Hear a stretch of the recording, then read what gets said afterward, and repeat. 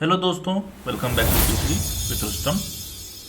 आज हम लोग देखने वाले हैं चैप्टर 5 इकोनॉमिक एनालिसिस। इसका वेटेज है 10। वीडियोस लाने में थोड़ी सी देरी हो गई, कुछ पर्सनल प्रॉब्लम्स, कुछ चलते रहता है। लाइफ है, सब कुछ आपके हिसाब से नहीं चलता। जो आप प्लान करते हैं वैसा लाइफ में नहीं होता। कभी कभी कुछ उतार चढ़ाव लगा हुआ रहता है और उस उतार चढ़ाव के कारण थोड़ी सी देरी हो गई वीडियोज लाने में। हम कोशिश करते हैं कि हम अपने प्रॉमिस पर हमेशा खरे उतरें, पर लाइफ अनसर्टेन है और यहाँ पर जो है बहुत ऐसी चीज़ें होती है जो आपके कंट्रोल के बाहर है। आप नहीं चाहते फिर भी वो आपके लाइफ में होती रहती है। कुछ ऐसी चीज़ें हैं, कुछ ऐसी बातें होती है जो आप चाहकर भी नहीं बदल सकते। तो ये सब चीज़ें होती रहती है। सॉरी चाहेंगे आप लोगों से कि वीडियोज़ लाने में थोड़ी सी देरी हो गई। आगे से ऐसी गलती नहीं होगी। सबका मैसेज आ रहा था, कमेंट बॉक्स भी भरा पड़ा है कि जल्दी पढ़ाइए, वीडियो 2 ला के छोड़ क्यों देते हैं, बीच में नहीं पढ़ाना होता तो। पर भाई ऐसा कुछ नहीं है। हम जो प्रॉमिस किए हैं आप लोगों को, 650 क्वेश्चन का सीरीज है और साथ में ये जो हमारा सब्जेक्ट है जो हम NSM 15 का तैयारी आप लोगों को करवा रहे हैं वो भी हम आपका पूरा करवाएंगे और ये भी पूरा करवाएंगे। न्यूमेरिकल्स का हम प्रॉमिस किए थे तो वो न्यूमेरिकल्स हम बहुत अच्छे से आप लोगों का कवर करवाएं। थोड़ी सी प्रॉब्लम्स है, हम सॉर्ट आउट करने का कोशिश कर रहे हैं, रिकवर करने का कोशिश कर रहे हैं। बहुत जल्द वो ख़त्म हो जाएगी और साथ में आपका वीडियोज भी चालू हो जाएगा। कोई प्रॉब्लम हो तो वो आप हमसे डायरेक्ट कांटेक्ट कर सकते हैं, उसमें भी कोई दिक्कत नहीं है। बट आगे से ये गलतियाँ नहीं होगी, इसका भी प्रॉमिस करते हैं। हम रेगुलर रहने का पूरा कोशिश करेंगे। अगर थोड़ा बहुत हो जाए लेट सवेर तो आप लोग उसके लिए थोड़ा सा इग्नोर कीजिएगा, ठीक है। चलिए आगे चलते हैं। और वेटेज में हम लोग अभी तक कवर कर चुके हैं चैप्टर 4 तक।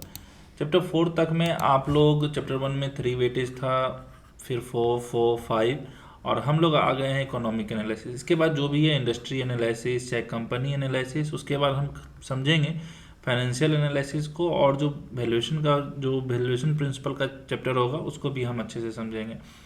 तो जो हाई वेटेज वाला जितना भी चैप्टर होगा, यहाँ के बाद जो भी चैप्टर होगा वो सब हम अच्छे तरीके से कवर करने वाले हैं। ये सब भी हम लोग अच्छे तरीके से कवर किए हैं, एक एक लाइन को, एक एक पॉइंट को हम कवर किए हैं। तो कोशिश करेंगे आगे भी इसी तरीके से आपका अच्छा से हम कवर कर पाए। वीडियो लेट होगा क्योंकि वीडियो रिकॉर्ड करना पड़ता है, दो दो सीरीज साथ में चल रहा है तो दोनों के ऊपर ध्यान रखना पड़ता है। तो चलिए ठीक है, आगे बढ़ते हैं।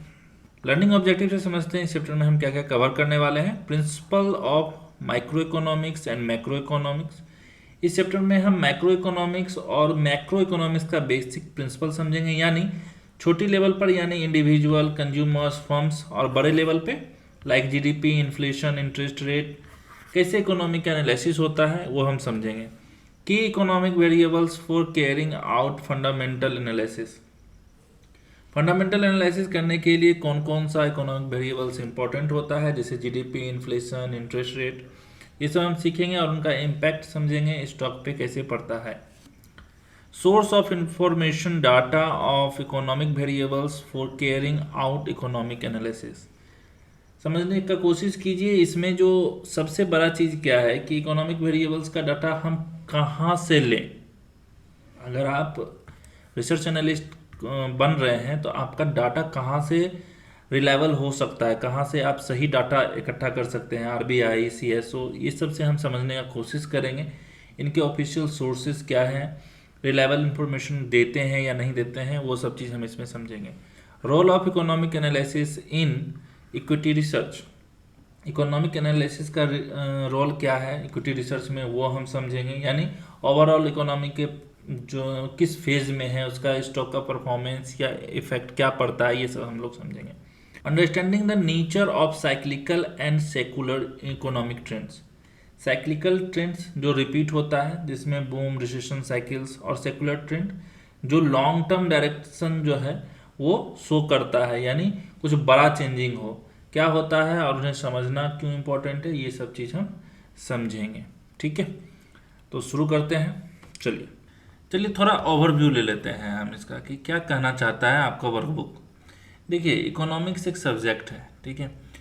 जो ये बताता है कि लिमिटेड रिसोर्स में कैसे चॉइस बनाते हैं। ठीक है, मेरे बात को ध्यान रखिएगा, लिमिटेड रिसोर्स में कैसे चॉइसेस बनाते हैं।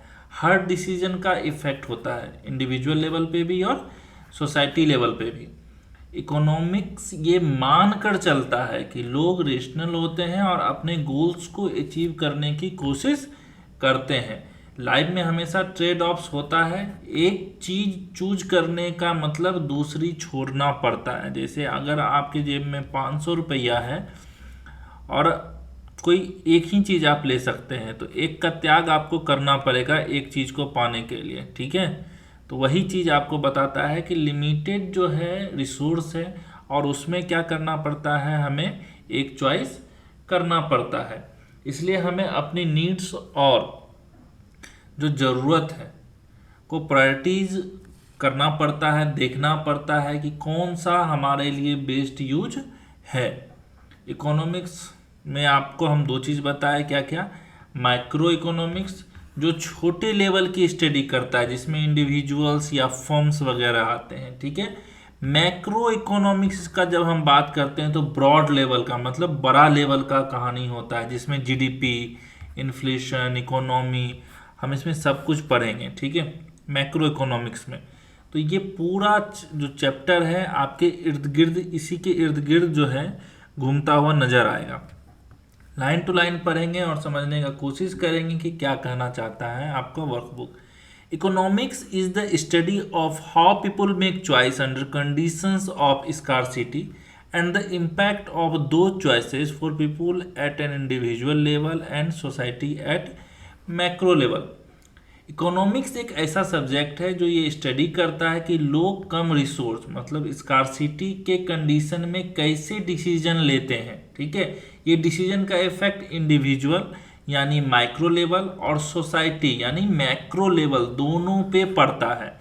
Economics analysis of human behavior begins with the assumptions that people are rational, they have well-defined goals and try to achieve them as best they can। अब समझिए, इकोनॉमिक ये एज्यूम करता है कि लोग रेशनल यानी समझदार और लॉजिकल होते हैं, उनके पास क्लियर गोल होता है और वो उन गोल्स को अचीव करने की पूरी कोशिश करते हैं। ठीक है, अब जैसे एग्जांपल में समझिए, अगर किसी का गोल है सेविंग करना तो वो अननेसेसरी खर्चा कम करेगा या रेशनल बिहेवियर लाएगा। तो ये जो चीज़ है इसी को हम क्या कहते हैं, रेशनल बिहेवियर, कि उसको पहले से पता होता है कि हमको क्या करना है, गोल उसका निश्चित होता है। और जब हम बात करते हैं स्कार्सिटी का, कि जब कंडीशंस ऑफ स्कार्सिटी है कि अगर आपके पास 500 ही है तो वो डिसाइड करेगा कि उस पैसे से खाना खाएं, पेट्रोल डालें, मूवी देखें। हर चॉइस का कुछ न कुछ सोशल और पर्सनल इम्पैक्ट होता है, इतना ध्यान रखिए। हम जब भी कोई चॉइस करते हैं तो उसके पीछे कुछ न कुछ सोच होती है, कुछ न कुछ वजह होती है, कुछ न कुछ ज़रूरत होती है। ये सब कुछ आपको ध्यान रखना पड़ेगा इकोनॉमिक एनालिसिस में। In trying to achieve their goals, people normally face trades off. Resource, both material and human, are limited, and making one choice would generally mean letting go of something else। अब ये कहना चाह रहा है कि जब लोग अपने गोल्स अचीव करने की कोशिश करते हैं तो उन्हें ट्रेड ऑफ का सामना करना पड़ता है। रिसोर्स क्या है, लिमिटेड होते हैं, चाहे वो पैसा हो, टाइम हो, मैन पावर हो। एक चॉइस लेने का मतलब होता है दूसरा चॉइस छोड़ देना। हमेशा याद रखिए ये चीज़, जब भी हमारे पास लिमिटेड रिसोर्स होगा तो हम क्या करते हैं, कोई एक ही चीज़ खरीद पाते हैं और एक को हमेशा हमें छोड़ना पड़ता है। अगर आपके पास 1000 से या तो एक बुक ले सकते हो या एक टी शर्ट ले सकते हो, तो दोनों नहीं ले सकते। इसलिए इसे ही क्या कहते हैं, ट्रेड ऑफ कहते हैं, सिंपल सा भाषा में आप समझिए। इसलिए आपको पहले डिसाइड करना पड़ता है, गोल्स जो है सेट करना पड़ता है। It requires prioritisation of needs and wants and allocation of limited resource to the desired goals. ज़रूरत पड़ता है अपना नीड्स और इच्छाओं को प्रायोरिटाइज करने का। जो लिमिटेड रिसोर्स होते हैं उन्हें सही जगह एलोकेट करना पड़ता है जहां उनका बेस्ट यूज हो सके।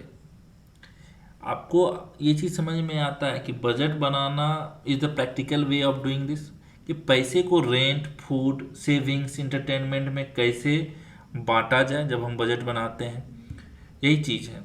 Although there are several branches of economic study, micro economics and macro economics are the most well known.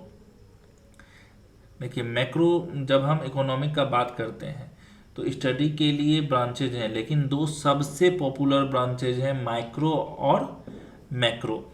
As their names indicate, micro is the study of economics on a smaller more details scale, and macroeconomics is the study of economics on a larger macro broader scale। अभी हम आपको यही चीज समझाए कि नाम से ही समझ जाना है, माइक्रो इकोनॉमिक्स का मतलब है छोटी लेवल की स्टडी, जैसे इंडिविजुअल्स, फर्म्स, मार्केट बिहेवियर, ये सब। मैक्रो का मतलब हो जाता है बड़े लेवल, यानी ब्रॉड लेवल पर स्केल पे हम काम करते हैं, जैसे GDP, inflation, unemployment rate, government policies, ये सब पर। Basic principle of micro economics, देखिए नाम ही इंडिकेट कर रहा है कि छोटे लेवल, माइक्रो। देखिए माइक्रो इकोनॉमिक स्टडी करता है इंडिविजुअल और फर्म्स कैसे डिसीजन लेते हैं इसके बारे में, क्या खरीदना है, क्या कंज्यूम करना है, किस प्राइस पे लेना या बेचना है। इन डिसीजन का सब जो बेस होता है मार्केट का क्या होता है, करंट मार्केट प्राइस होता है, जो सिग्नल देता है इकोनॉमी को कि किस चीज का ज्यादा प्रोडक्शन होना चाहिए। माइक्रो इकोनॉमिक्स का मेन कॉन्सेप्ट है कि कंज्यूमर डिमांड ही डिसाइड करती है गुड्स और सर्विसेज के प्राइस और प्रोडक्शन लेवल की। देखिए ये स्टडी करता है कि फर्म्स अपना प्रॉफिट बढ़ाने के लिए कौन सी स्ट्रेटजीज यूज करती है, जिसे थ्योरी ऑफ फर्म कहते हैं। Inputs, outputs, price, profit loss, सबका decision process micro economics cover करता है। ये बताता है कि फ्री मार्केट कैसे काम करता है और गुड्स सर्विस सोसाइटी में कैसे डिस्ट्रीब्यूट होते हैं। बेसिक यही है माइक्रो इकोनॉमिक्स का, लाइन टू लाइन समझेंगे।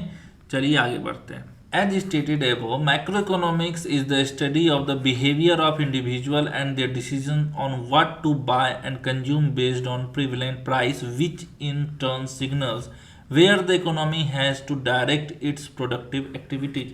Microeconomics का मतलब है इंडिविजुअल्स के बिहेवियर को समझना, जैसे वो क्या खरीदते हैं, क्या कंज्यूम करते हैं, और ये सब डिसीजन मार्केट में चल रहे प्राइस के बेसिस पर लिए जाते हैं।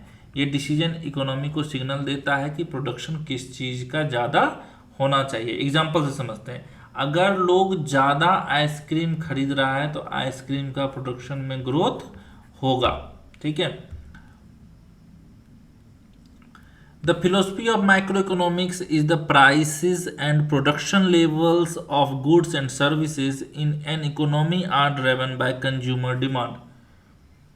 माइक्रो इकोनॉमिक्स की फिलोसफी ये कहती है कि किसी भी चीज का प्राइस और उसका प्रोडक्शन लेवल डिसाइड होता है कंज्यूमर के डिमांड बेसिस पे। ठीक है, अगर डिमांड बढ़ जाए तो प्राइस और प्रोडक्शन दोनों बढ़ने लगते हैं। डिमांड एंड सप्लाई का कहानी आपको पता होगा। Accordingly, macroeconomics focuses on the drivers of decision making as well as the ways in which individuals decisions affect the overall supply and demand and supply of particular goods and services in an economy and in turn their prices। Microeconomics देखता है कि लोग decision कैसे लेते हैं, drivers of decision making जिसे हम कहते हैं, और ये डिसीजन ओवरऑल सप्लाई और डिमांड को कैसे इफेक्ट करता है, जिसका डायरेक्ट असर होता है किस पे, प्राइस पे। अब समझिए, अगर सब लोग इलेक्ट्रिक कार्स लेना चाहे तो पेट्रोल कार्स की डिमांड क्या होगी, गिर जाएगी, सप्लाई भी क्या होगा, कम हो जाएगा, प्राइस गिर सकता है। ये सब क्या होता है, सप्लाई और डिमांड का कहानी है। Microeconomics also deals with the theory of the firm, extending the concept of individuals. Here it deals with how firms adopt different strategies to increase their profits। Macroeconomics सिर्फ इंडिविजुअल तक limited नहीं है, ये firms की भी study करता है। इसमें ये देखा जाता है कि फर्म्स कैसे डिफरेंट स्ट्रेटजीज लगाती है अपने प्रॉफिट के लिए। इस कॉन्सेप्ट को क्या कहते हैं, थ्योरी ऑफ द फर्म कहते हैं। It deals with the decision making process at the level of inputs, outputs, prices, production levels, profits and loss of individual firms. Macro economics study करता है कि फर्म्स किस तरह इनपुट्स का use करती है, कितना आउटपुट बनाती है, प्राइस कैसे डिसाइड करती है और किस तरह से उनके प्रॉफिट या लॉसेस निकालते हैं।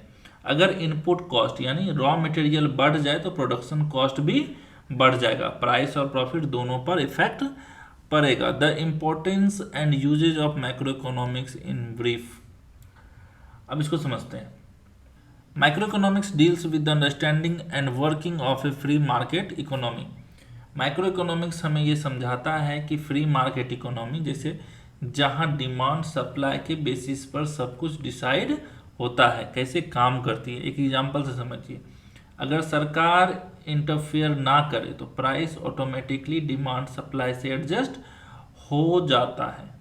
Macro economics helps us understand how the price of the products and service get determined in an economy, how individual and firms behave with regard to those price and how goods and service in an economy are its various participants. Macro economics ये बताता है कि price कैसे तय होता है, लोग और फर्म्स उस प्राइस के साथ कैसे बिहेव करते हैं और गुड सर्विस इकोनॉमी में लोगों के बीच कैसे डिस्ट्रीब्यूट होता है।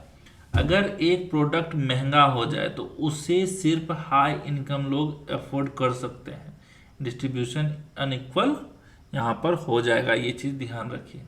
Basic principles of macro economics, जहाँ आप माइक्रो इकोनॉमिक्स में देखें कि वहाँ पर हम लोग क्या देख रहे थे, इंडिविजुअल्स पर फोकस कर रहे थे, फर्म्स पे फोकस कर रहे थे। वहीं मैक्रो इकोनॉमिक्स पर जब हम बात करते हैं तो ये बड़ा पिक्चर है, बिग पिक्चर है, यानी पूरी इकोनॉमी की हेल्थ को समझना। मैक्रो इकोनॉमिक्स पूरे देश के लेवल पे चीज़ें देखता है, जैसे अनएम्प्लॉयमेंट रेट हो गया, जीडीपी यानी ग्रॉस डोमेस्टिक प्रोडक्ट हो गया, इन्फ्लेशन महंगाई हो गया, सेविंग और इन्वेस्टमेंट रेट्स हो गया, ओवरऑल प्राइस लेवल क्या चल रहा है वो हो गया। इन सब वेरिएबल्स पर पब्लिक पॉलिसीज़ का काफ़ी बड़ा असर होता है। अब पब्लिक पॉलिसीज़ का क्या मतलब है वो समझिए। इसके दो ड्राइवर होते हैं, एक फिजिकल पॉलिसी और एक होता है मॉनेटरी पॉलिसी। फिजिकल पॉलिसी हमारा गवर्नमेंट लेके आता है और ये लेके आता है आरबीआई। मॉनेटरी पॉलिसी, इस पर एक सवाल आपको यहाँ से पूछा जा सकता है कि फिजिकल पॉलिसी किसके द्वारा लाया जाता है, तो यहाँ पर आप बता सकते हैं गवर्नमेंट के द्वारा। इन दोनों पॉलिसीज का गोल होता है एक इकोनॉमी को जो है स्टेबल और सस्टेनेबल ग्रोथ देना। मैक्रो इकोनॉमिक्स का जब हम बात करते हैं तो वहाँ पर पूरा देश का हम बात करते हैं और पूरे देश को हम समझने का यहाँ पर कोशिश करते हैं। अगर हम ये चीज़ नहीं समझ पाएंगे तो हमें हो जाएगा यहाँ पर दिक्कत। तो आपको समझना है पूरे इकोनॉमी को। अगर आपको एक रिसर्च एनालिस्ट बनना है तो आपको जो है एक पूरे देश के इकोनॉमी को समझना पड़ेगा, उसके अंदर जाना पड़ेगा, उसको पूरे अच्छे तरीके से समझना पड़ेगा। यहाँ पर हम एफडीआई, एफपीआई, पैसा देश में कहाँ से आ रहा है, कहाँ जा रहा है, import export, capital account, current account, everything जानने वाले हैं। इसी चैप्टर में हम समझने वाले हैं इन सब चीज़ों को, तो कहीं नहीं जाना है। पूरे चैप्टर को देखिए, यहाँ पर हम पूरा इकोनॉमी आपको अच्छे तरीके से समझाने वाले हैं। अब हम समझेंगे लाइन टू लाइन और देखने का कोशिश करेंगे। Macroeconomics is the study of the big picture in the economy. While macroeconomics focuses on individual households and firms, macroeconomics deals with the economy as a whole. ये चीज़ हम आपको समझाए कि मैक्रो इकोनॉमिक्स क्या देख रहा था, individual house hold and firms को देख रहा था, वहीं पर मैक्रो इकोनॉमिक्स जो है पूरे देश की इकोनॉमी से डील करता है। In other words, the focus of macro economics on factors that influence aggregate supply and demand in an economy such as unemployment rates, gross domestic product, overall price levels, inflation, saving rates, investment rates, etc. यहाँ पर समझिए, सीधी भाषा में अगर हम बोले तो macro economics उन फैक्टर्स को देखता है जो पूरी इकोनॉमी के सप्लाई और डिमांड को अफेक्ट करता है, जैसे कि बेरोजगारी का रेट क्या है यानी अनएम्प्लॉयमेंट रेट क्या है, GDP gross domestic product, price levels यानी कि प्राइस का लेवल क्या चल रहा है, महंगाई, इन्फ्लेशन क्या है, सेविंग और इन्वेस्टमेंट रेट, ये सब हम आपको अभी बता चुके हैं। Most of this factors are highly affected by change in the public policies. ये जो फैक्टर्स हैं इन पे पब्लिक पॉलिसीज यानी सरकारी नीतियों का बहुत ज़्यादा असर होता है। अगर पॉलिसी बदली तो इकोनॉमी का फ्लो भी बदल सकता है। Two major influencers of the public policies in an economy are the government and the central bank. एक इकोनॉमी में पब्लिक पॉलिसी को कंट्रोल करने वाले दो बड़े प्लेयर होते हैं, एक गवर्नमेंट हो सकता है और एक आरबीआई हो सकता है। अगर आरबीआई मॉनेटरी पॉलिसी में कोई चेंजेस लाता है तो इंटरेस्ट रेट वगैरह सब बढ़ने का चांस होता है, घटने का चांस होता है। और वहीं पर जो सरकार है वो टैक्स वगैरह लाती है, कोई नई योजना लाती है, कोई नए सेक्टर को कुछ देना चाहती है। ये सब चीज़ हम देखते हैं फिजिकल पॉलिसी में, जहाँ पर हम इसके अच्छे तरीके से समझेंगे कि सरकार हमें क्या देना चाहती है और उसका असर किस किस सेक्टर पर पड़ता है। ये सब चीज़ आप समझ जाइएगा यहाँ से। Decisions of the government known collectively as fiscal policy and actions of the central bank known collectively as monetary policy affect the overall economic activity to a large extent। कहने का मतलब है सरकार के डिसीजन को बोला जाता है फिजिकल पॉलिसी, जैसे टैक्स लगाना, सब्सिडी देना, क्या किस सेक्टर को क्या देना है, छूट कहाँ देना है, नहीं देना है, ये सब चीज़। और सेंट्रल बैंक का डिसीजन को कहा जाता है मॉनेटरी पॉलिसी, जिसमें इंटरेस्ट रेट सेट करना होता है, लिक्विडिटी कंट्रोल करना होता है। ये दोनों पॉलिसीज इकोनॉमी की ओवरऑल एक्टिविटी का बहुत गहरा इफेक्ट देता है।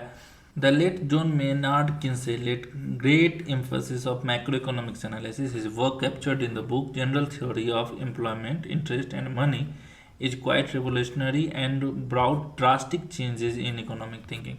The importance and usage of macroeconomics in brief are as under. Macroeconomics helps us understand the general state of the economy, domestic production, domestic consumption, general price levels, growth, quality of life। कहने का मतलब है कि macro economics हमें ये समझने में मदद करता है कि देश की इकोनॉमी का क्या हाल है, कितना प्रोडक्शन हो रहा है, लोग कितना कंज्यूम कर रहे हैं, इसका प्राइस का लेवल क्या है, जनरल प्राइस लेवल क्या है, ग्रोथ रेट क्या चल रहा है और लोगों की लाइफ की क्वालिटी कैसी है। Macro economics helps us understand drivers of income, savings, investments and employment in an economy. Macro economics बताता है कि आमदनी, बचत, इन्वेस्टमेंट और नौकरियां जो है, एम्प्लॉयमेंट जो है, किस चीज़ों पे डिपेंड करती है। Macro economics helps us understand drivers of income, savings, investments and employment in an economy. ये बताता है कि लोगों की जो इनकम है, सेविंग्स है, इन्वेस्टमेंट एंड एम्प्लॉयमेंट है, किन चीज़ों पे डिपेंड करती है। Macro economics models help governments and central bankers formulate economic policies for achieving long run economic growth with stability. Macro economic models का यूज करके गवर्नमेंट और सेंट्रल बैंक ऐसे पॉलिसीज बनाते हैं जिससे लॉन्ग टर्म ग्रोथ भी हो और स्टेबिलिटी भी बनी रहे। Macroeconomics helps us understand various aspects of international trade of goods and service, export, imports, balance of payment, exchange rate dynamic। ये सब समझने में हमें मैक्रो इकोनॉमिक्स जो है मदद करता है। क्या क्या, इंटरनेशनल ट्रेड जैसे इंपोर्ट एक्सपोर्ट हो गया, बैलेंस जो है पेमेंट का वो हो गया, करेंसी का रेट कैसे बदल रहा है, ये सब जो है वेरियस एंगल को समझने में मदद करता है। Macro economics also facilitates understanding on how interlinkage across the economic work. ये बताता है कि दुनिया की अलग अलग इकोनॉमिक्स के एक दूसरे से कैसे जुड़ी हुई है और एक कंट्री में होने वाली जो भी चीज़ें हैं का अफेक्ट दूसरी कंट्री पे कैसे पड़ता है। अभी आपको जैसे जस्ट पता था, कुछ दिन पहले का न्यूज़ है कि ट्रेड वॉर चला, अमेरिका ने चाइना के ऊपर यहाँ पर टैरिफ चार्ज बढ़ाया। उसका जो इम्पैक्ट था वो हमारे इंडियन मार्केट पर देखने के लिए पड़ा। हालांकि इंडियन मार्केट पे भी टैरिफ चार्ज लगाया गया था, लेकिन इम्पैक्ट जो है वो गहरा देखने के लिए मिला। हर सेक्टर में, हर देश के जो स्टॉक मार्केट का प्राइस था वो फॉल होने लगा। तो इसका क्या रीज़न है? जब भी कोई देश कोई फैसला लेता है, कोई टैरिफ चार्ज या कुछ भी ऐसा हो, अगर वॉर अभी जैसे अभी इंडिया पाकिस्तान का वॉर होने लगे तो शेयर मार्केट क्रैश होने लगेगा और इस युद्ध से जुड़ा हुआ जो भी देश होगा उस पर भी जो है इम्पैक्ट पड़ने लगेगा। जैसे अमेरिका हो गया, रूस हो गया, ये सब क्या है, चाइना हो गया, ये सब इम्पैक्ट करेगा। इन सब के मार्केट को भी थोड़ा बहुत इम्पैक्ट करेगा। या अभी आप लोग कोई भी युद्ध देखते हैं, कोई भी वॉर देखते हैं तो उसका इम्पैक्ट हमारे मार्केट पर भी देखने के लिए मिलता है। नेक्स्ट टॉपिक है introduction to various macro economics variables. इसको समझते हैं कि मैक्रो इकोनॉमिक्स वेरिएबल्स है क्या।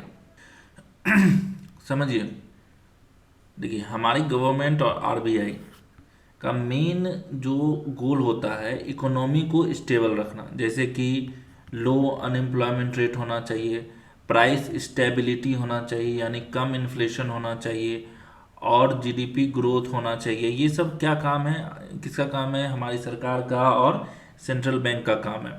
लेकिन हर इकोनॉमी अप्स एंड डाउन से गुजरती है, कभी बूम देखने के लिए मिलेगा, कभी रिसेशन देखने के लिए मिलेगा। पॉलिसी मार्केट काफ़ी एफर्ट्स करते हैं, ठीक है, पर सब वेरिएबल्स उनके कंट्रोल में नहीं होता है। जैसे आरबीआई 2011-13 में जो है इन्फ्लेशन कंट्रोल करने के लिए इंटरेस्ट रेट बढ़ाई थी, लेकिन फूड और प्राइस हाई होने की वजह से रिजल्ट नहीं मिला। अलग अलग देश अपनी इकोनॉमिक कंडीशन के हिसाब से पॉलिसीज चूज करते हैं, लेकिन गोल कॉमन होता है स्टेबल और growing economy. Line to line समझते हैं और अच्छे से समझ में आएगा आपको क्या कहना चाहता है आपका वर्कबुक। ध्यान रखिए, इकोनॉमी पढ़ने से याद करने से अच्छा होगा कि आप लोग समझने का कोशिश कीजिए। हम समझाने का कोशिश करेंगे, लेकिन पता नहीं हमारा समझाया हुआ आपको समझ में आ रहा है या नहीं आ रहा है, तो एक रिव्यू दिया कीजिए, जिससे हम और कुछ अगर ट्राई करना हो तो हम और कुछ ट्राई कर सकते हैं। देखिए, इससे पहले जो हम पढ़ा रहे थे और पढ़ाते हैं वो है टेक्निकल एनालिसिस। टेक्निकल एनालिसिस में हमें पढ़ाने से ज़्यादा जो है वो समझाना पड़ता है, प्रैक्टिकल करके दिखाना पड़ता है, तो उसमें उतना प्रॉब्लम नहीं होता। ये जो हम आपको पढ़ा रहे हैं ये हम इसलिए पढ़ा रहे हैं, लाइन टू लाइन कवर कर रहे हैं, क्योंकि हम जब इसका प्रिपरेशन कर रहे थे तो हमें ये समझ में आया। देखिए, हमसे बहुत बढ़िया बढ़िया एजुकेटर आपको मिल जाएगा यूट्यूब पे, जो आपको हमसे और अच्छे तरीके से एक्सप्लोर करके समझा सकता है, कोई डाउट नहीं है इसमें, हमसे बेहतरीन सब आपको मिल जाएगा। लेकिन जब हम एनएसएम का बात करते हैं तो एनएसएम में हमें वर्ड टू वर्ड समझना पड़ता है, हमें लाइन टू लाइन समझना पड़ता है, क्योंकि एग्ज़ाम क्रैक करने के लिए ना इसी में से आने वाला है और कहीं से कुछ नहीं आता है। इसी में से आने वाला, जितना इसमें मटेरियल दिया हुआ है इसी में से आएगा, तो आपको इसको ज़्यादा समझना है। अगर आपको नहीं समझ में आया तो कमेंट बॉक्स में बताइए, हम और कुछ चेंजेस अगर करना होगा आपके अकॉर्डिंग तो हम वो भी कर देंगे, क्योंकि अभी फिफ्थ चैप्टर ही चल रहा है, अभी बहुत लंबा चलेगा ये, तो उसके लिए भी आप लोग को ध्यान में रखना है। और रहा बात क्या कि समझने वाली, तो हम अपना 100% देते हैं आपको समझाने के लिए, हम बहुत अच्छे से एक्सप्लोर करने का कोशिश कर रहे हैं इस चीज़ को, तो आप लोग भी अपना एफर्ट्स दिखाइए और समझने का इसको कोशिश कीजिए। एक बार में नहीं समझ में आएगा, दूसरी बार में तो आएगा। चलिए लाइन टू लाइन समझते हैं। The government and central bank in an economy as policy makers strive to promote economic stability and growth. किसी भी इकोनॉमी में सरकार और सेंट्रल बैंक जो है पॉलिसी मेकर होता है, और उनका काम जो मेन गोल है वो क्या है, इकोनॉमी स्टेबल रहे और ग्रो करते रहे। Their continuous attempt to is to implement policies which ensure low unemployment rate, price stability with low inflation rate and steady growth in economy output। वो बार बार पॉलिसी बनाते हैं, जैसे नौकरियों की कमी यानी लो अनएम्प्लॉयमेंट रेट हो, महंगाई कम हो, लो इन्फ्लेशन, और देश का जो प्रोडक्शन है, इकोनॉमी आउटपुट है, धीरे धीरे लेकिन वो बढ़ता रहे। However, in spite of the best intentions and efforts of policymakers, economics go through the cycle of booms and boosts। चाहे पॉलिसी मेकर्स कितनी भी मेहनत कर ले, इकोनॉमी कभी बूम यानी तेजी में जाती है और कभी बूस्ट यानी मंदी में जाती है। ये एक नेचुरल साइकिल है। जैसे अभी हम आपको वीडियो के शुरू में बताए कि आप कितना भी कोशिश कर लो, सब कुछ आप कंट्रोल नहीं कर सकते हैं। कुछ ऐसा चीज़ हो जाता है जिसको आप कंट्रोल नहीं कर सकते। कोई आप जैसे कोविड-19, आप चाह के भी उसे कंट्रोल नहीं कर सकते थे। तो जैसे किसी इंसान को आपकी ज़िंदगी से जाना हो, उनका लाइफलाइन ख़त्म हो चुका हो, तो भी आप कुछ नहीं कर सकते, कितना भी एफर्ट डाल लो। तो सेम चीज़ इकोनॉमी में है। अगर कुछ बाहर से, हम सब कुछ का तैयारी करके बैठे हुए हैं और कुछ बाहर से ऐसा हो जाए जो कि उसे मतलब अनसर्टेन है ना ये चीज़, कोई भी ऐसा फैक्टर जो हम कंट्रोल नहीं कर सकते। जैसे आप बोलते हैं कि प्राकृतिक आपदा, उसे हम कंट्रोल नहीं कर सकते, वो कुछ भी हो सकता है। तो ऐसी चीज़ें जो होती है वो हमारे इकोनॉमी को नुकसान पहुंचाती है। There are multiple variables that influence an outcome and it may not be possible to control all of them. Economy पर असर डालने वाले कई फैक्टर होते हैं और इन सब के साथ सबको एक साथ जो है कंट्रोल करना थोड़ा मुश्किल हो सकता है। Policy makers in different countries में take different routes to arrive at the same common goal depending upon the economic condition prevalent there. हर कंट्री के पॉलिसी मेकर्स अपने अपने तरीके अपना सकते हैं, लेकिन गोल सेम होते हैं, इकोनॉमिक ग्रोथ और स्टेबिलिटी। बस ये डिपेंड करता है कि उनके यहाँ की इकोनॉमिक सिचुएशन कैसी है। अब अगर वो पाकिस्तान हो तो फिर तो कोई बात ही नहीं है, उसका तो उठना वैसे भी नामुमकिन है। तो इस तरीके का अगर इकोनॉमी हो तो फिर उसको उसको तो डूब मरना चाहिए। तो आपको ये समझना होगा, ठीक है। और अगर इस बार वॉर हो गया तो हम तो चाहते हैं पाकिस्तान का जो है ना पी यानी नक्शा फिर से उठ जाइए। ये इतना हरामी है, ये चट्टा है सब, इसको इसको तो जान से जो है ना जान भी नहीं मारना चाहिए, इसको तो तरपा तरपा के मारना चाहिए। Economics is a vast subject and needs elaborated explanations for each term. Economy बहुत बड़ा और डिटेल सब्जेक्ट है जिसमें हर एक टर्म को अच्छी तरह समझने के लिए डिटेल एक्सप्लेनेशन चाहिए होता है। However given the scope of this workbook it may not be possible to deal with the subject in great detail. Workbook में स्कोप लिमिटेड है और आपको जो है डिटेल में समझाना यहाँ पॉसिबल नहीं है, ये आपका वर्कबुक आपसे कहना चाह रहा है। इकोनॉमिक्स छोटा मोटा सब्जेक्ट नहीं है, हम पहले भी बोल रहे हैं, इसको समझने के लिए बहुत कुछ समझना पड़ता है। खैर हम एग्ज़ाम पर फोकस करेंगे और एग्ज़ाम के पॉइंट ऑफ व्यू से देखने का कोशिश करेंगे। While various macroeconomics variables are defined below in few lines as definitions, readers interested in understanding the subject in great detail have to rely on other relevant books, material and literature on subject। ये बोलना चाह रहा है कि भैया हम जितना दे रहे हैं उतना समझिए, और अगर ज़्यादा समझना है तो भैया कहीं और से पढ़िए। हम एक इकोनॉमी के ऊपर पूरा अच्छे से एक वीडियो कवर करेंगे, ठीक है। अभी हम सोच रहे हैं कि जैसे बहुत सारे लोगों को ये नहीं पता, जैसे हम काम करते हैं इस फील्ड में तो हमें पता है। अब एक के साथ क्या हुआ कि स्टॉक स्प्लिट हुआ, अब स्प्लिट हुआ तो उस टाइम उसके अकाउंट में लॉस शो होने लगा। अब वो परेशान, प्राइस घट गया 700 से आ गया अब यहाँ पर 300 पे। अब वो परेशान हो रहा है कि इतना सारा लॉस हो गया, ये हो गया वो हो गया, तबाही उठा हुआ था उसके। क्योंकि क्या होता है ना, जब स्टॉक स्प्लिट होता है तो कुछ देर क्या एक दिन के लिए लगभग वो आपको लॉस शो करेगा, अगले दिन वो सेटलमेंट होता है क्योंकि प्राइस टूट जाता है स्प्लिट में। वही कंसोलिडेशन में क्या होता है, जुड़ जाता है। ये सब चीज़ें नॉर्मल टर्म किसी को पता ही नहीं है, जो कि पता होना चाहिए। आप शेयर मार्केट में काम कर रहे हैं और आपको ये सब चीज़ें नहीं पता है तो वो थोड़ा सा तो तकलीफ वाला बात है, आपको पता होना चाहिए। चलिए समझते हैं नेशनल इनकम। नेशनल इनकम क्या है? नेशनल इनकम का मतलब है कि एक कंट्री की टोटल इनकम एक ईयर में, ठीक है, जो कैलकुलेट की जाती है कुछ चीज़ें देख के। कैसे? जीडीपी, जिसे आप ग्रॉस डोमेस्टिक प्रोडक्ट बोलते हैं, और जीएनपी, ग्रॉस नेशनल प्रोडक्ट बोलते हैं, ठीक है। नेशनल इनकम को मेजर करने के लिए 3 मेथड यूज होता है। कौन कौन सा वो मेथड हो सकता है, ये आपसे एग्जाम में सवाल पूछा जा सकता है। First is product method, second is income method, third is expenditure method. Product method को समझते हैं। क्या है प्रोडक्ट मेथड?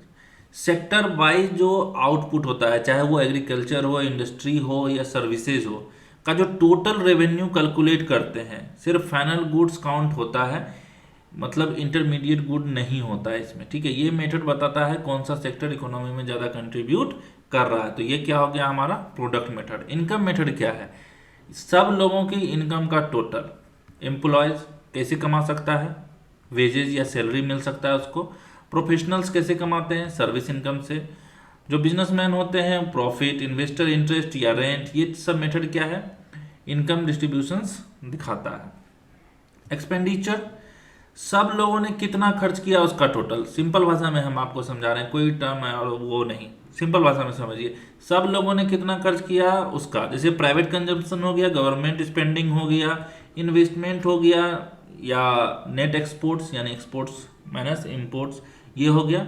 ये मेथड बताता है कि इकोनॉमी का डिमांड साइड बताता है। तो ये हो गया आपका product method, income method, expenditure method.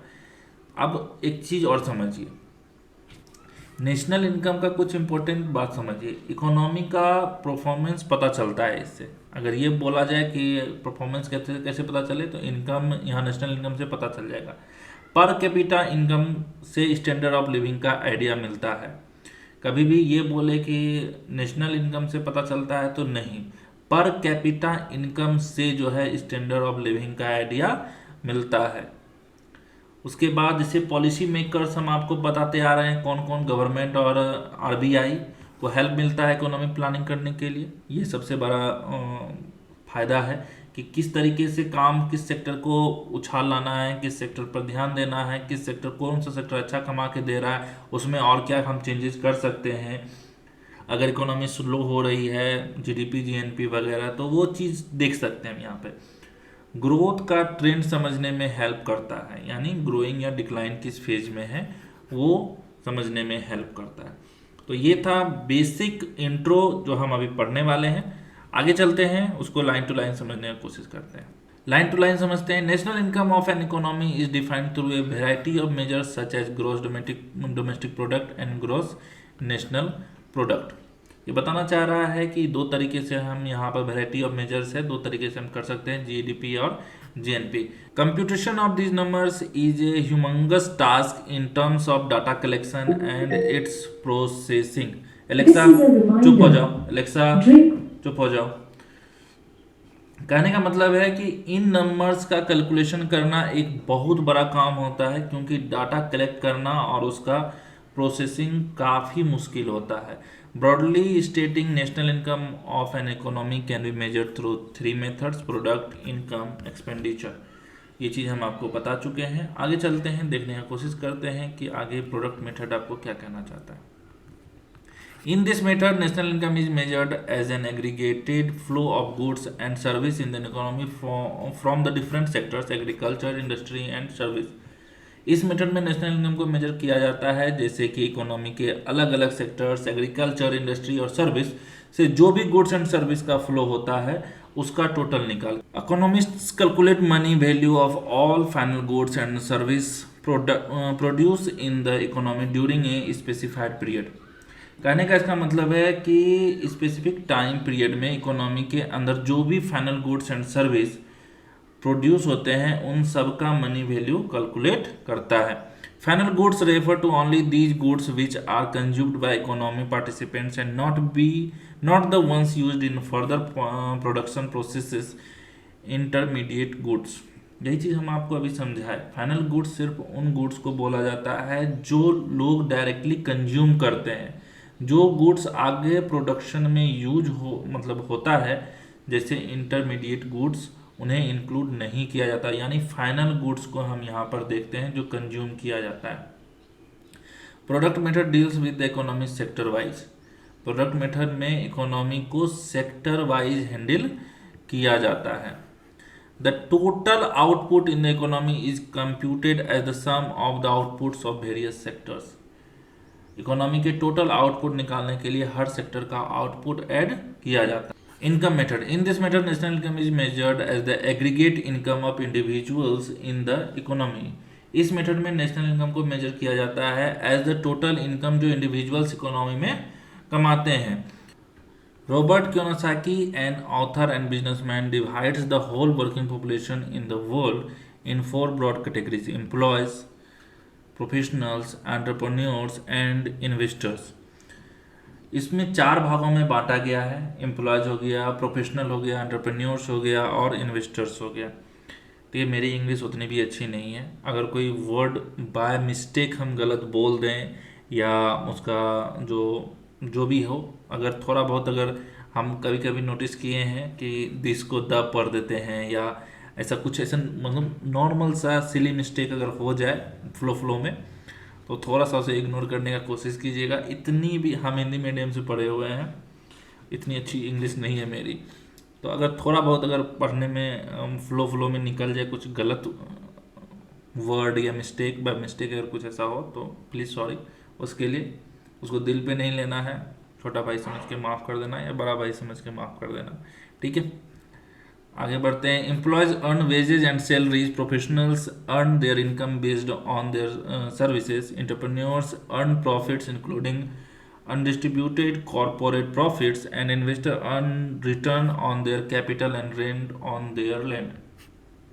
इसका कहने का मतलब है कि एम्प्लॉयज को मिलता है वेजेज और सैलरी, प्रोफेशनल को क्या मिलता है अपनी सर्विस से जो कमाते हैं, एंटरप्रेन्योर्स को क्या मिलता है, उसको मिलता है प्रॉफिट इंक्लूडिंग वो प्रॉफिट जो डिस्ट्रीब्यूट नहीं हुआ हो, और इन्वेस्टर को मिलता है उनके कैपिटल का रेंट और लैंड का रेंट, रिटर्न पर वो अपना कमाते हैं।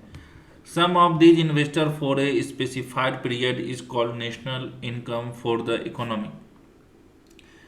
एक पर्टिकुलर पीरियड के लिए इन सभी इनकम को का जब टोटल करते हैं तो इकोनॉमी का नेशनल इनकम होता है।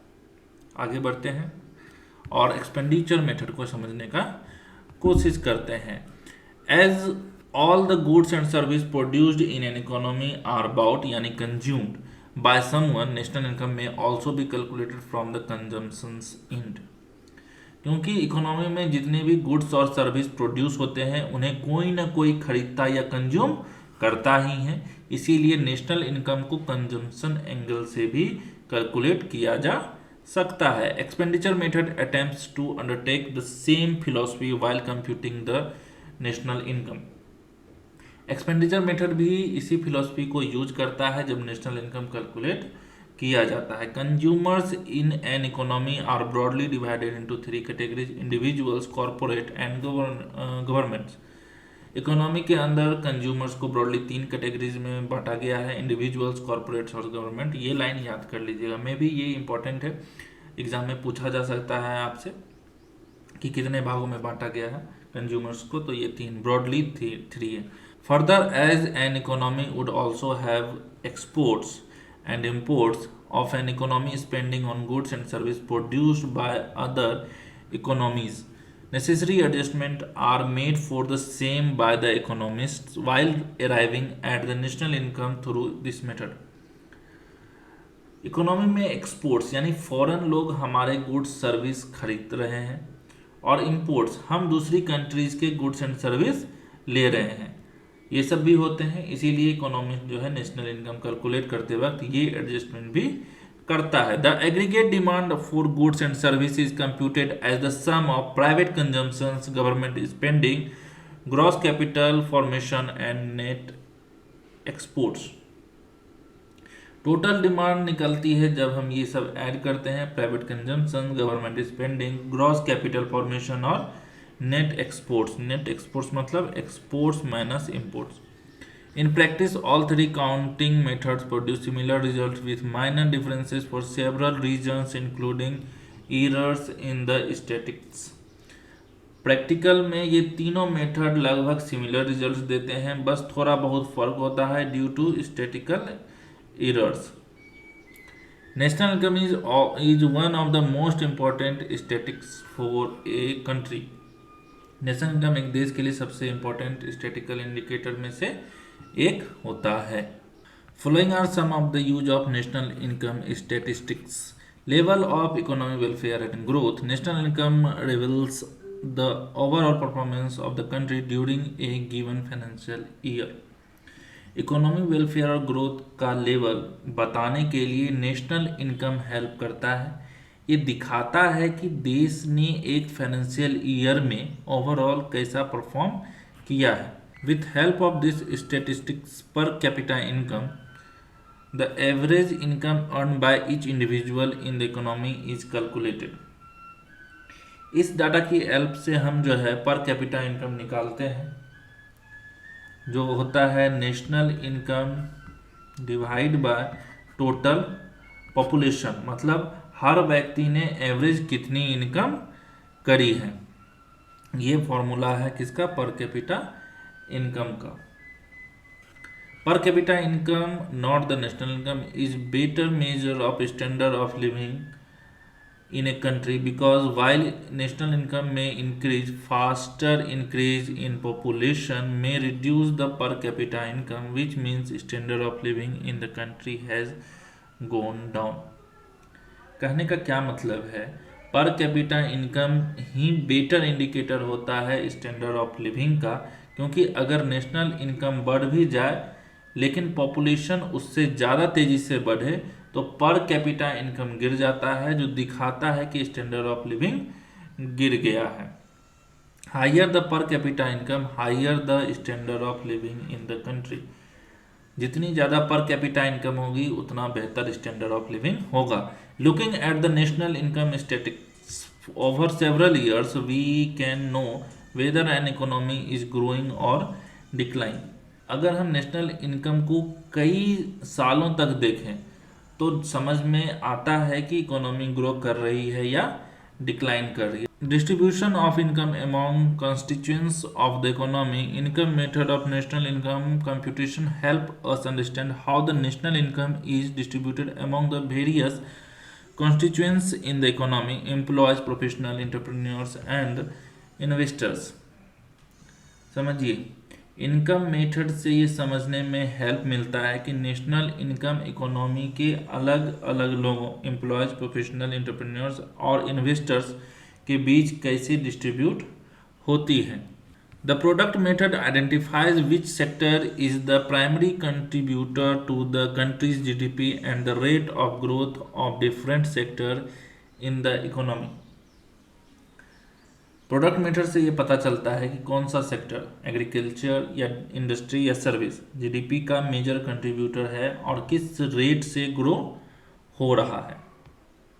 Support to physical and monetary policies, statistics such as saving, consumption and investment in the economy help policy makers in taking required measures to accomplish desired goals। Saving, consumption और investment जैसे state physical और monetary policy बनाने में policy makers को help करता है ताकि वो डिजायर्ड गोल अचीव कर सके। In other word, national income computation proves to be a valuable guide to policy makers. बात सीधा सा था, national income data policy makers के लिए एक वैल्यूएबल गाइड बन जाता है। नेक्स्ट टॉपिक है सेविंग्स एंड इन्वेस्टमेंट्स। अब समझिए, सेविंग क्या होता है।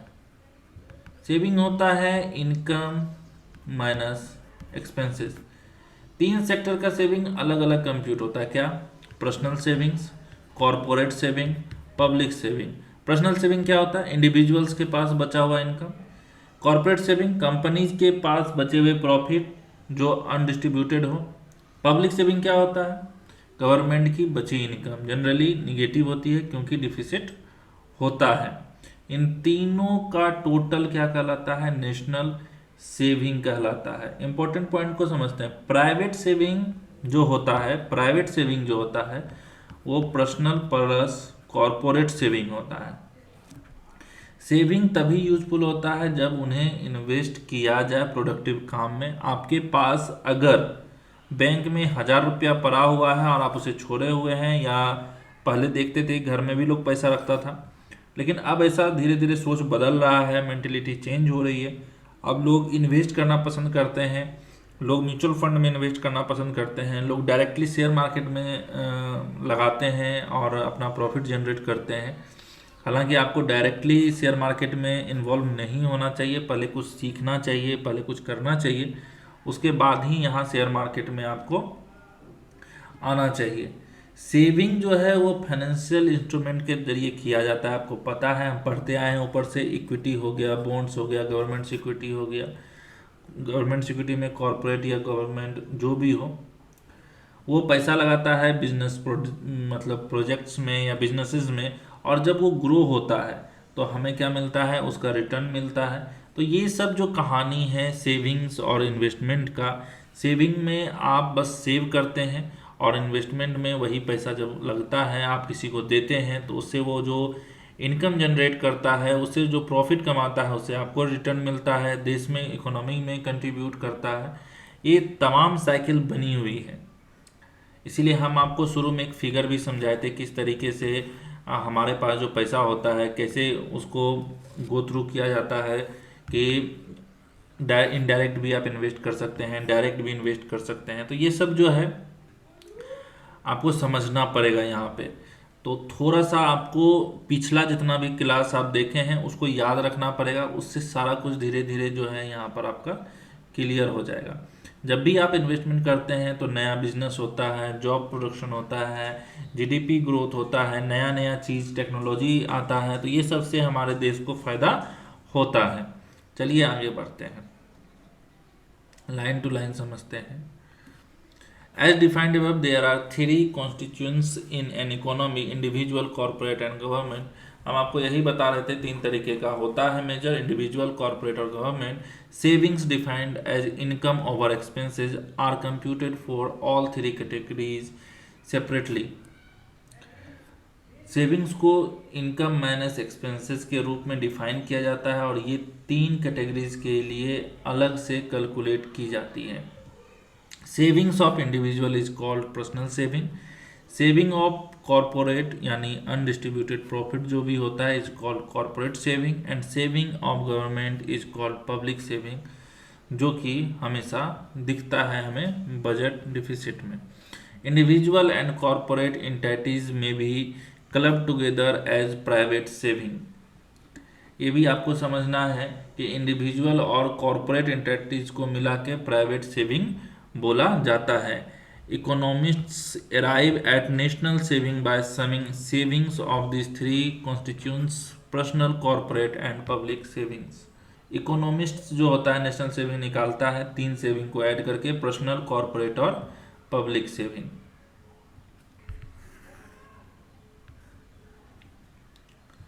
It is also important to understand that savings does not mean investment. ये समझना भी जरूरी है कि सेविंग का मतलब इन्वेस्टमेंट नहीं होता है। Saving are to be channelized towards productive avenues called investments, giving to corporates और government to invest to generate further earnings. Saving को प्रोडक्टिव वेन्यूज में चैनलाइज करना जरूरी होता है जो कॉर्पोरेट्स या गवर्नमेंट को दिया जाता है ताकि वो और ज़्यादा अर्निंग जनरेट कर सके। When saving are turned into investment, they take the shape of some financial instruments, equity, bonds, government security, and other to transfer the funds from the savers to users, issuers of securities, who are expected to employ this saving to productive activities. जब savings को investment में बदला जाता है तो ये जो कुछ फाइनेंशियल इंस्ट्रूमेंट होता है वो उसका फॉर्म ले लेता है, जैसे इक्विटी, बॉन्ड्स, गवर्नमेंट सिक्योरिटी, ये सब है, जिससे फंड्स को सेवर से यूजर्स तक ट्रांसफ़र किया जाता है और ये यूजर्स इन सेविंग्स को प्रोडक्टिव एक्टिविटीज़ में एम्प्लॉय करते हैं। Government and central bankers continuously focus on facilitating the conversion of saving into investment through certain of efficient and effective financial market, wide range of products, ease of conversion, simplicity in transaction, safety in dealing, low cost and transparency in operations. Government और central bankers हमेशा focus करते हैं savings को investments में convert करने में help करने के लिए, एफिशिएंट और इफेक्टिव फाइनेंशियल मार्केट्स क्रिएट करके जिसमें वाइड रेंज ऑफ प्रोडक्ट्स, आसानी से कन्वर्जन हो, सिंपल ट्रांजैक्शंस, डीलिंग में सेफ्टी, लो कॉस्ट और ट्रांसपेरेंसी होती है। Higher levels of saving and higher conversion of those savings into investments are considered good for an economy.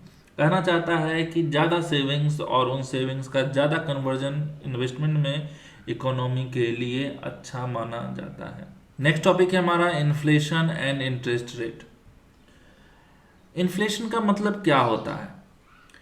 Inflation का मतलब होता है जनरल प्राइस लेवल का बढ़ना इकोनॉमी में। इतना सा लाइन याद करके रखिए कि जनरल प्राइस जो लेवल है उसका बढ़ जाना है। इससे मनी की परचेजिंग पावर कम हो जाती है। जैसे 1000 से पिछले साल ज़्यादा चीज़ें मिलती थी पर इस साल कम।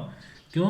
क्योंकि प्राइस बढ़ गया है। पहले क्या था कि आपको याद होगा, पहले हमारे घर का राशन अगर हम लोग 5 आदमी घर में थे तो 5,000 रुपया में फुलफिल हो जाता था, लेकिन अभी के समय में वही 5,000 अब 25,000 का हो चुका है। चीज़ें महंगी हो रही है। जो चीज़ आप पहले 10 रुपया में लेते थे, पहले 50 पैसे की चॉकलेट आ जाती थी, और अब 50 पैसे की जो है वो अब कुछ नहीं मिलता, एक भी चीज़ देखने के लिए नहीं मिलता। तो ये क्या है? ये महंगाई है। तो ये महंगाई जो है दो तरीके का हो सकता है। क्या क्या? पहले तो डिमांड पुल इन्फ्लेशन हो सकता है, यानी जब डिमांड ज़्यादा हो और सप्लाई कम तो प्राइस बढ़ने लगता है। एक कॉस्ट पुश इन्फ्लेशन होता है, जब रॉ मटेरियल या इनपुट कॉस्ट बढ़ जाता है तो प्रोडक्ट्स भी महंगी हो जाती है। तो ये अब आपको समझना पड़ेगा। इसको मेजर करने का दो तरीका है। WPI यानी होलसेल प्राइस इंडेक्स, जिसको हम प्राइस मेजर्स की जाती है होलसेल प्राइस लेवल पर, और एक होता है CPI consumer price index.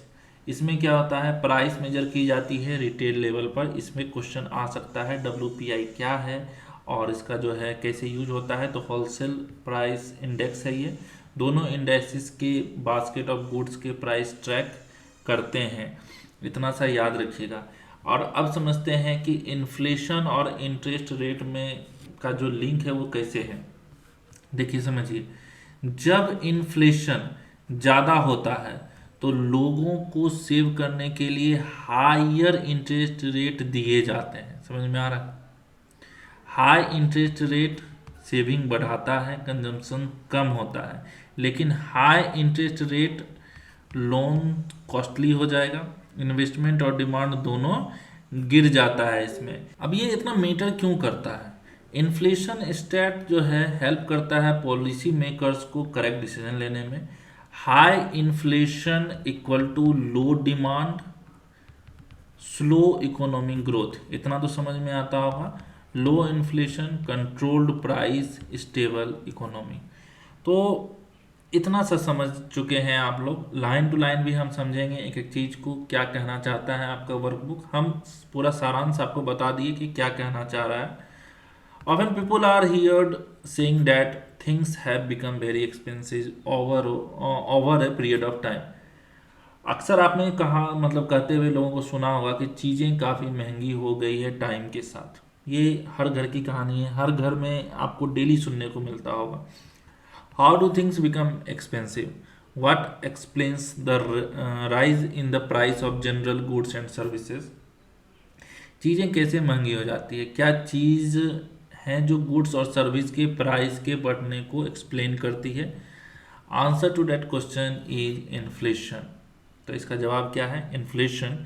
Inflation is defined as the general increase in price level of goods and service in the economy leading to an erosion of purchasing power of money. Inflation को define किया जाता है जैसे economy में goods और service के price levels का general increase, जो कि मनी के परचेजिंग पावर को कम कर देता है। If 1000 was put away in a drawer, what would happens to the money after a year?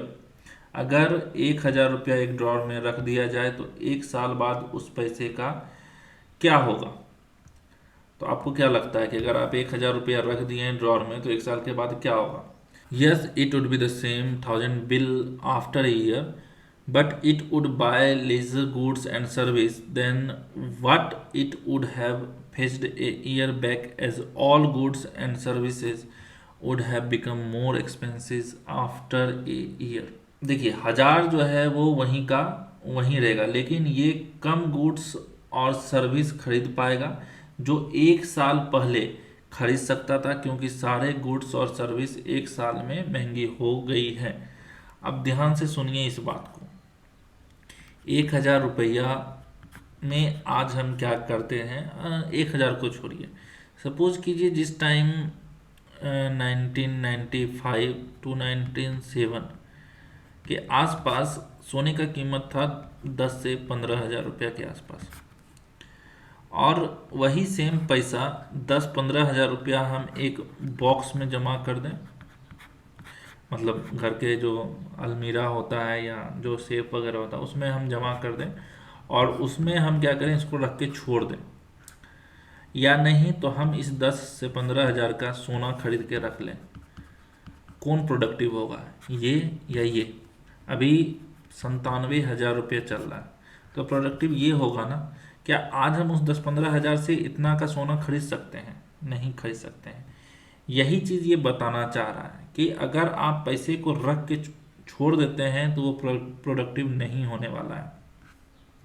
महंगाई को यही बताना है कि हम, देखिए महंगाई से एक ही तरीके से लड़ा जा सकता है, वो हम कंट्रोल नहीं कर सकते हैं, लेकिन हम अपने पैसे को किस तरीके से रोटेट करें, अपने इनकम को किस तरीके से बढ़ाएं, किस तरीके से इन्वेस्ट करें, इसी से हम लड़ सकते हैं। क्योंकि अगर सपोज कीजिए कि महंगाई हर साल 6 से 7% बढ़ रही है, तो क्या हमारा इनकम इस हिसाब से बढ़ रहा है?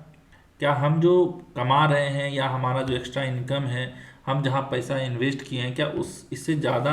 कब आप प्रॉफिटेबल होइएगा, जब आपको 10 से 15% के बीच में मिलना शुरू हो जाए, तभी आप जाके ये चीज़ कंट्रोल कर पाइएगा।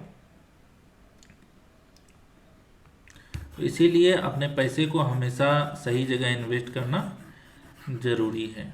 How much less 1000 would by today in comparison to that of last year is a function of how expensive good and service would have become over the period, which in turn is an function of prevailing inflation rate in the economy. कितना कम हजार आज खरीद पाइएगा पिछले साल के comparison में, ये depend करता है कि गुड्स और सर्विस कितनी महंगी हो गई है उस पीरियड में, जो डायरेक्टली रिलेटेड है इन्फ्लेशन रेट से जो इकोनॉमी में चल रहा है। Inflation can be caused by demand pull factors और कॉस्ट पुश फैक्टर्स, ये हम आपको अभी समझाए हैं। An increase in the price of goods and service because demand being in excess of available supply is called demand pull inflation. जब goods और service के प्राइस बढ़ते हैं क्योंकि डिमांड अवेलेबल सप्लाई से ज़्यादा हो जाती है, तो इसे डिमांड पुल इन्फ्लेशन कहा जाता है। N increase in price because of N increase in input cost is called cost push inflation. अगर प्राइस बढ़ता है इनपुट कॉस्ट के बढ़ने के वजह से, तो इसे कॉस्ट पुश इन्फ्लेशन कहा जाता है। To diffuse the inflation, policy makers adopt several measures to reduce the demand और इंक्रीज द सप्लाई और बोथ। इन्फ्लेशन को कंट्रोल करने के लिए पॉलिसी मेकर्स कई मेजर्स एडॉप्ट करते हैं ताकि डिमांड को रिड्यूस किया जाए, सप्लाई को इंक्रीज किया जाए, या दोनों। Generally inflation is measured in two ways, at wholesale level in terms of wholesale price index and retail level in terms of consumer price index. यही चीज हम आपको समझाए कि ज्यादातर इन्फ्लेशन को दो तरीके से मेजर किया जाता है, होलसेल प्राइस लेवल पर के टर्म में और रिटेल लेवल पर कंज्यूमर प्राइस इंडेक्स। जब भी होलसेल का बात हो तो होलसेल प्राइस इंडेक्स लगाइए, रिटेल का बात हो तो कंज्यूमर प्राइस इंडेक्स लगाइए। Typically economists define a basket of products based on general consumption in the economy and compute it's price based on wholesale price and retail price, defining WPI and CPI respectively. Economists एक basket of product define करता है जो economy में general consumption पर based होता है और उसके प्राइस को होलसेल प्राइस और रिटेल प्राइस के बेस पर कंप्यूट करते हैं, जिसे WPI और CPI डिफाइन होते हैं। Statistic on WPI and CPI over several years provides trend in inflation numbers and feeds as important inputs for policy measures by both government and central banks. WPI और CPI के state कई सालों तक देखने से हमें इन्फ्लेशन ट्रेंड समझ में आ जाता है, जो गवर्नमेंट और सेंट्रल बैंकर के लिए इम्पोर्टेंट इनपुट होता है पॉलिसी मेजर बनाने के लिए। जो भी हम इसमें देखते हैं कि जो सरकार कोई पॉलिसी ला रही है या RBI कुछ चेंजेज कर रही है, तो ये इसी कारण से करती है क्योंकि उसको हर कुछ का वहाँ पर मेजरमेंट करने के लिए टूल बनाया हुआ है। Further, interest and inflation are closely linked parameter. दोनों एक दूसरे से क्लोजली लिंक्ड है। Higher inflation demands higher rates for people to get motivated to save. ज़्यादा इन्फ्लेशन का मतलब होता है हायर इंटरेस्ट रेट्स, ताकि लोग सेव करने के लिए मोटिवेट हो सकें। As they some more and consume less, consumption goes down. जैसे जैसे लोग ज़्यादा सेव करते हैं और कम कंज्यूम करते हैं, कंजम्पशन डाउन हो जाता है। On other hand higher rates reduce the investment and may slow down the overall economy. Higher interest investment को रिड्यूस करता है क्योंकि कैपिटल का कॉस्ट ज़्यादा होता है, और ये ओवरऑल इकोनॉमी को स्लो कर सकता है। Higher rates affect some sectors such as retail, state and auto more instantly as of most the buying here by the middle class people happens through loans which become expenses in higher rates scenario. कहने का मतलब क्या है कि higher rates कुछ sector को, जैसे real estate और ऑटो को ज़्यादा अफेक्ट करता है, क्योंकि मिडिल क्लास लोग ज़्यादातर लोन्स के थ्रू खरीदारी करते हैं, जो हायर रेट्स के सिनेरियो में महंगी हो जाती है। Higher inflation reduce the discretionary income that people have and impacts their demand for products and service across the board. ज़्यादा इन्फ्लेशन से लोगों का डिस्क्रिशनरी इनकम कम हो जाता है, और इससे उनके डिमांड पर इफेक्ट पड़ता है प्रोडक्ट और सर्विस के लिए। नेक्स्ट टॉपिक है अनएम्प्लॉयमेंट रेट। अनएम्प्लॉयमेंट रेट का मतलब क्या है? जो लोग काम करना चाहते हैं और एलिजिबल हैं पर उनके पास जॉब नहीं है, उनका परसेंटेज क्या है? अब इकोनॉमिक साइकिल के हिसाब से समझिए। स्लो डाउन अगर इकोनॉमी है, ठीक है, यानी मिडिल में है, तो क्या हो जाएगा? जॉब कम हो जाएगा और जो है अनएम्प्लॉयमेंट रेट बढ़ जाएगा। वहीं ग्रोथ फेज में क्या होता है? जॉब बढ़ता है और अनएम्प्लॉयमेंट रेट गिरता है। और ये क्यों है इम्पोर्टेंट, ये समझिए। ज़्यादा एम्प्लॉयमेंट होगा तो ज़्यादा इनकम होगा, ज़्यादा स्पेंडिंग होगा, इकोनॉमिक ग्रोथ हो जाएगा। और ज़्यादा अनएम्प्लॉयमेंट रेट होगा तो क्या होगा? कम इनकम होगा, कम डिमांड होगा, इकोनॉमी स्लो डाउन होगा। तो अनएम्प्लॉयमेंट रेट इकोनॉमी के हेल्थ का एक मेजर इंडिकेटर होता है। लाइन टू लाइन समझेंगे क्या कहता है आपका workbook. Unemployment rate refers to the eligible to willing to work unemployed population of the country in percentage term. Unemployment rate से मतलब है उन लोगों से जो काम करने के लिए एलिजिबल हैं और विलिंग हैं, लेकिन अनएम्प्लॉयड हैं, और ये परसेंटेज टर्म में होता है।